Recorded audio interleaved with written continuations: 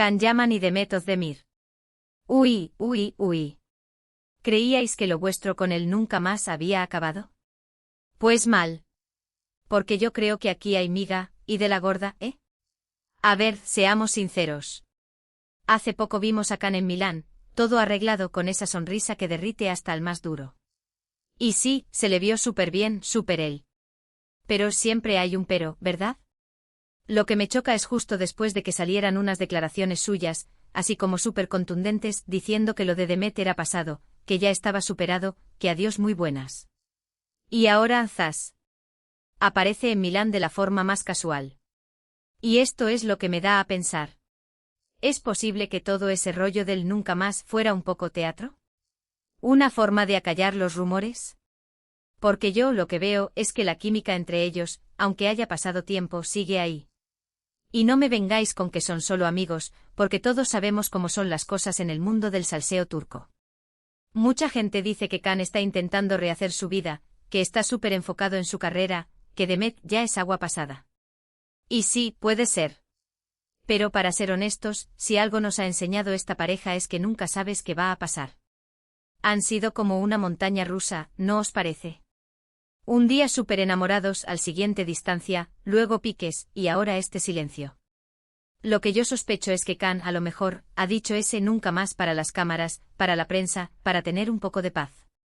Pero por dentro, ¿quién sabe? Quizás todavía hay algo. Esa conexión que tenían era tan fuerte, tan palpable, que no se borra de un día para otro. Y si ahora le ves en Milán, justo después de esas declaraciones, a mí me huele a que la herida no está tan cerrada como él dice. Piénsalo bien.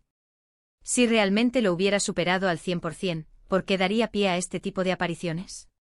Podría haberse quedado en Turquía tranquilo trabajando. Pero no aparece en la capital de la moda, donde sabemos que se mueve mucho mundillo.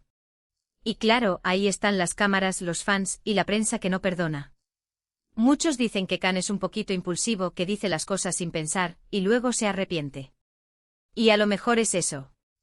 A lo mejor se le escapó el nunca más y ahora se está dando cuenta de que el pasado, a veces te persigue.